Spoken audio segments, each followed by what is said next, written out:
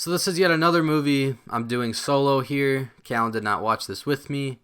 And I was really excited to see this. Ever since I've heard about it, when it came out 4 years ago, or 5 years ago, the premise just really sounded interesting to me. Essentially, it is a vegetarian girl who is introduced to meat and becomes a cannibal. Now that's all I've heard about this film going into it. And I was like, that's a neat premise. That sounds interesting. It is so much more than that. In good ways and in bad ways. It is a weird fucking movie, that's for sure. And really gross. Possibly one of the grossest films I've watched in a long time. Not even in a horror sense.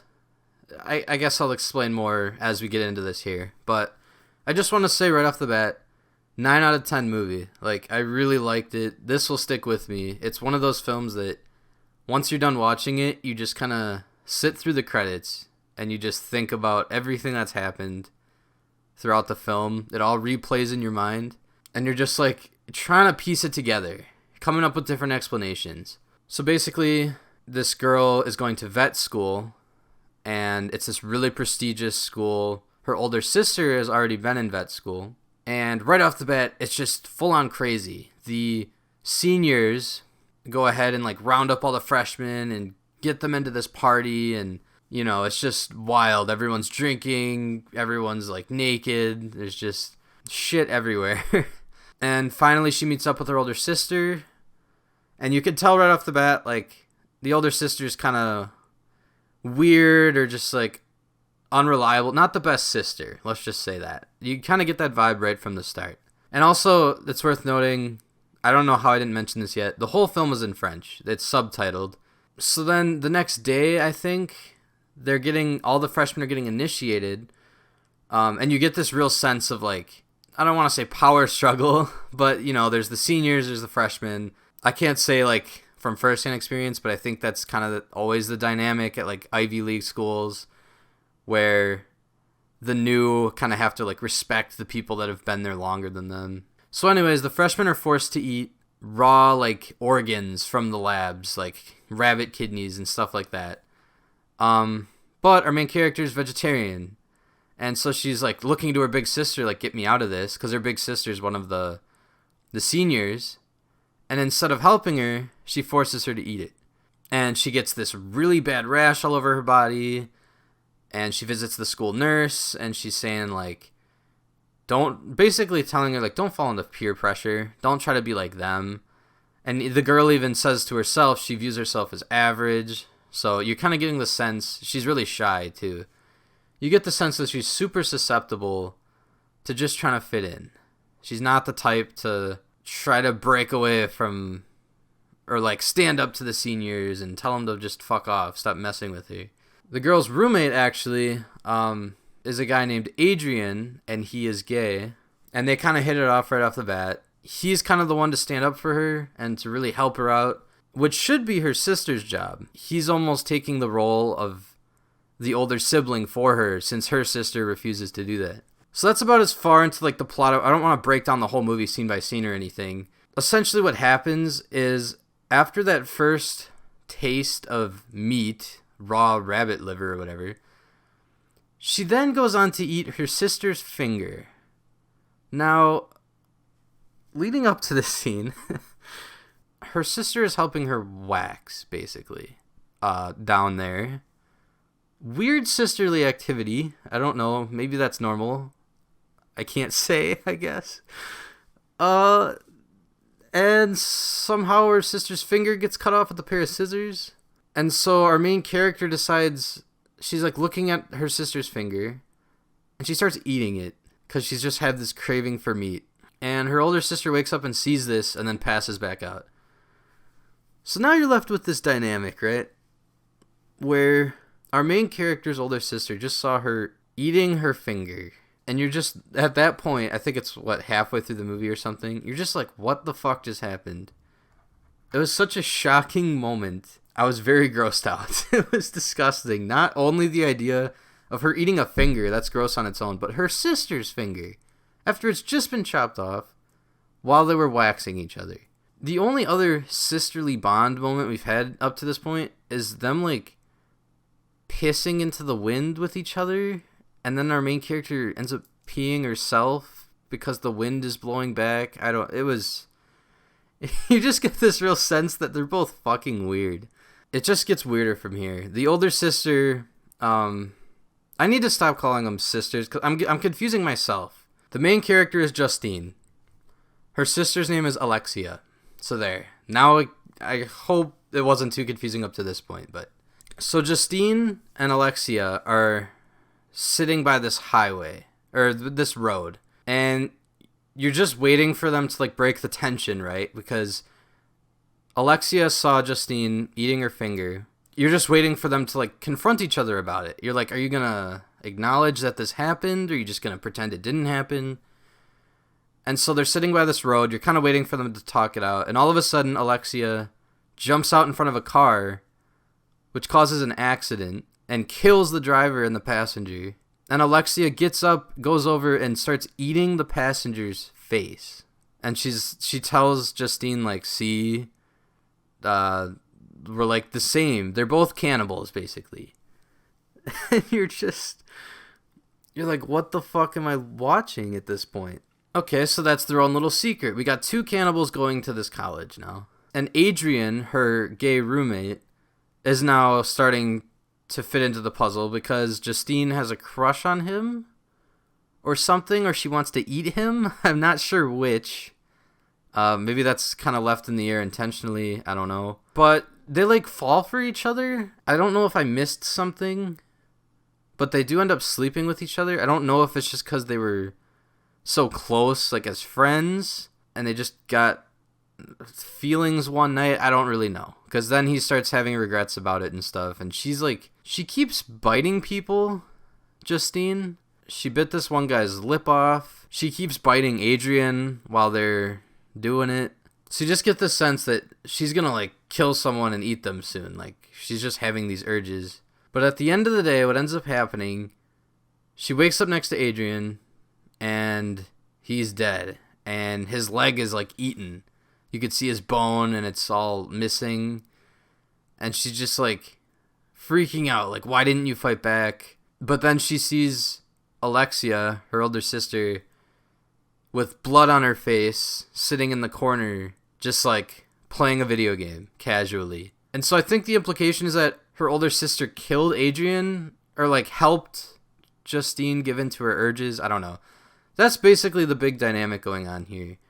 Alexia is forcing Justine to like become a cannibal. She's not helping her resist the urge. She's pushing her to become one, which isn't very sisterly, I must say. It's not like it's a normal situation, but she's a really shitty older sister.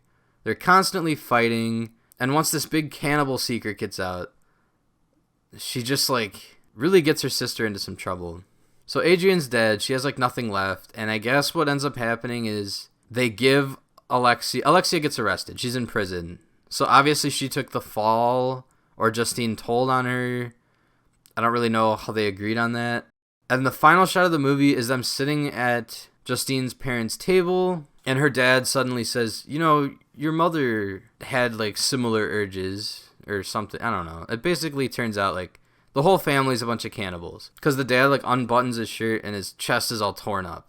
And that's how it ends. Like, the whole family's cannibals. They were trying to keep it a secret because also the mother forced Justine to only eat vegetables, no meat. That's why. Because as soon as she gets a taste of meat, she's going to move on to humans real quick, and she knew that. So if the older sister was better, then maybe that never would have happened, like, because she is the one that forced her to eat raw rabbit. And that's what started this whole situation. So obviously very gross movie. Obviously the grossest part was the cannibalism. But there's also stuff like, there's a part where Alexia has her hand up like a cow's ass, because they're at vet school, right? And she's like pulling shit out of it. And them peeing into the wind and then peeing all over themselves. And just like a lot of animal stuff. They're dissecting dogs. I know it's like normal veterinarian school stuff, but it felt like there was symbolism there.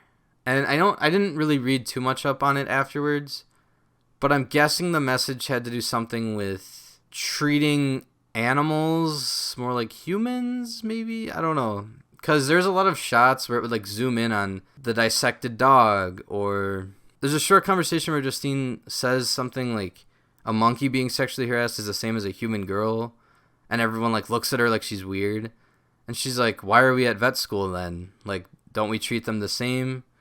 So I think there's some message with eating meat, the meat industry, something like that. I don't know. But that's what makes a really good movie for me is on the surface, we have a movie about a cannibalistic family murdering their friends or giving in to their urges. It's like a slasher film. But really, there's so many mixed messages, and you can really look into the psychology of her older sister and Justine and how similar they are and how they're both outcasts of society and more than just being cannibals. Like, they're just weird, but they just have to find their place, although they never really can. It was just interesting to dissect that way, scene for scene. And the scenes themselves just looked really good and were really interesting. You're always on edge.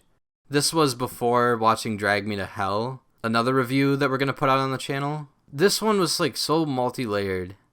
So many messages you can take from it. While Drag Me to Hell was more like the ending was the point, and everything in the movie builds up to that one point. That's it.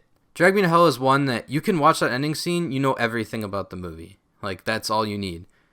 This one, if I saw the ending, that's just the tip of the surface. If you just saw the dad with his chest full of holes, it could have been anything. It could be interpreted in so many ways. You have to watch the whole movie, and even after watching it, you still don't quite understand. You have to watch it multiple times and view every scene in different ways. So anyways, I'm just kind of confusing myself at this point. What I'm trying to say is I really liked this movie a lot. I kind of wish Calan watched this one. I might have to make him watch it eventually. It's so much more than a gross-out horror film. I think this one did work as horror, maybe more of a drama, because you really do feel for Justine more than anything. You're not scared of her. You're not like, oh, who's she going to kill next and how?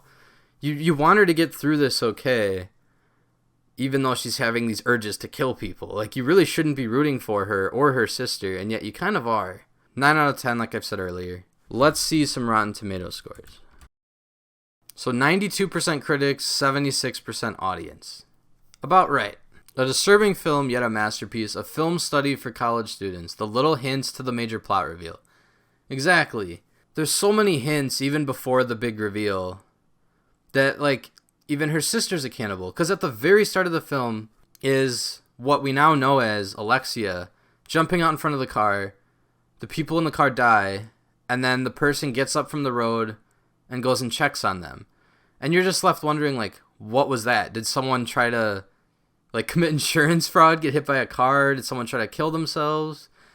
But then later on, as they're sitting next to that same road, the two sisters, you're kind of like, oh shit, that's what's going on. And just like the sisters talking to each other earlier on, like, kind of hinting to each other, like, yes, we're outcasts, we're weird. This film is so good, but please don't watch it. I wasn't prepared for what I got, and I think there needs to be a warning beforehand. Great score, too. That's another thing. The score was so good. It was like, Philip Glass. That intro song to Candyman, it's one of my favorite scores. And this has a song that's very, very similar sounding, but it's so good, and it just fits really well. That was something I forgot. It was a wild ride I never want to watch again. I agree, although I do want to watch it again. But I can see if you have a sensitive stomach, it's up there. It's really how it's framed. Because there's a lot of other movies where a character might, I mean, this is a weird example, but a character might like eat a finger. But it's not as impactful because the rest of the movie is kind of goofy or just like limbs flying off everywhere. In this one, it's really grounded in reality. Like, it's just framed so realistically. So when it happens here, it's really gross. I usually don't find, like, body horror that gross, but this one was so grounded in reality, and you feel so connected to the main character that when she does that, you're like, oh, man. Alright, I'm going to end on this one because it's a 1-star review and it's really long, so I really want to break this one down. Disgusting, absolutely, utterly disgusting. The problems of Raw are not just its unnecessary scenes and complicated moments with no service to the main story. The problem is not even how stupid the film is, it's just the fact that it thinks of itself as the most important film ever made, and I'm sure that most of the people who says, wow, I can't describe it, but the film is so artistic and bold, don't know what the hell it's about. At some minutes, as fucked up and boring as don't be vegetarian so you don't become a cannibal, I know how stupid that sounds, and this film is 100% even more childish than that. Although, as I said, it really tries to look like the most serious film ever made. So, I sometimes find myself in that mindset. Like, I don't like artsy films where it's like really up its own ass and kind of like what this guy's saying, where the scenes don't connect. There's so much symbolism being thrown at you that you can tell they really didn't have a view on like what message they wanted to stick to, so they just throw messages at you and hope that you interpret it yourself. I don't think this film did that though. I felt like the messages were fairly consistent, and the scenes all felt impactful to me. He's saying some scenes felt pointless, but I think they all served a similar message. I'm trying to think about any scenes that stood out. Like maybe the male prostitute approaching them and like throwing his 2 cents in. I don't know. I don't really view it that way for this film. I know what this guy's talking about, but just not for this one. And this don't be vegetarian so you don't become a cannibal. I don't think that's what they were going for. At its best moments, Raw is about how dangerous an idea can be, acting like a virus in a clean mind environment, but misses the opportunity to expand on that. Like being an outcast? Like being a cannibal in a clean mind environment? Or is he talking about how she's vegetarian in a carnivorous environment? I'm not quite sure what he means by that. But anyways, long story short, don't watch it. Don't care about the people who want to tell how deep it is. They did not understand that much from it as well. God, I hate being the hater of a movie. Sometimes it's really necessary. I mean, I don't want to be hypocritical because I feel this way about certain movies. I really do. Where people are claiming to know what's happening, and I just kind of feel like they're reaching. But this one just felt so much more obvious to me. Like, and well done. Whatever. At the end of the day, I'll leave this up to you guys to decipher it. I seriously think, watch this film. Maybe if you have a slightly stronger stomach or you're in the mood for this.